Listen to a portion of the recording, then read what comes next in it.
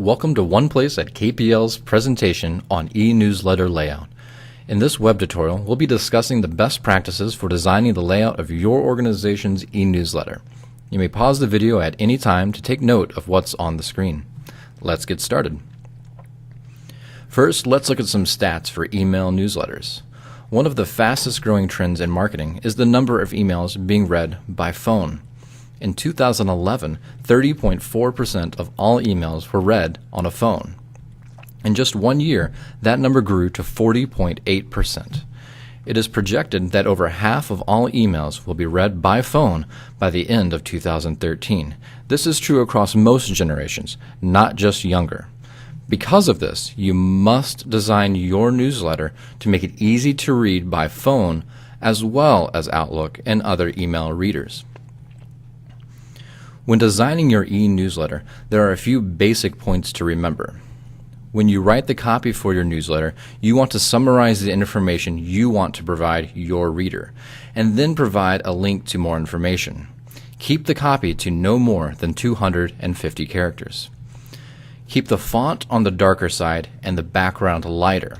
Light font on a dark background hurts our eyes and does not encourage people to read more.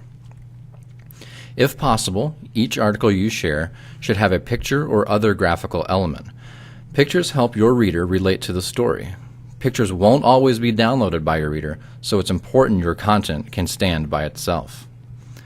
A column can be used to include a table of contents and a few easily recognizable links, like social media or a donation button, but should mostly be avoided.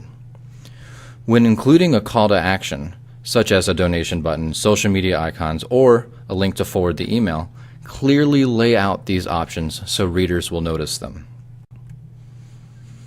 When designing your newsletter, remember the content should be designed and laid out for someone that knows little about your organization and has a very, very busy life. Be respectful of the busy lives people lead and keep the newsletter easily skimmable and let the reader decide if they want more information. Let's look at two examples to help you get some ideas for your newsletter. The first thing you'll notice in this email is the logo of the organization and the Donate Now button. This is great. Within one quick glance, the reader knows who sent them the email and can see the main call to action. Just below that, you see various social media and forwarding options, very cleanly laid out. Next down, you will see a main body of content. This can be used to give a message from a prominent member of your organization or highlight an event. The second half of the email gives you some ideas of how you may lay out your content. Include pictures when you can. They add a lot of value. Each title and picture should be a link that provides you with additional information on your website. The footer of the email must be included. This is traditionally where the unsubscribe button can be found, along with your organization's mail address and the reason why the reader is receiving the email. These three items are required by law. Let's look at another example. The top half of this email is much like the first, but instead of a note from a prominent person, we get a picture from a recent event with caption to update the reader. Below that, you'll see the format of this newsletter is a little different than the first example. On the right, you'll notice a brief table of contents which links down the email to the appropriate article. These are a great way to help people get in and out of emails fast. If you're going to include a table of contents, it should be on the right-hand side. On the left is where the content is. Titles are larger and bold, which makes it easy to find the next article.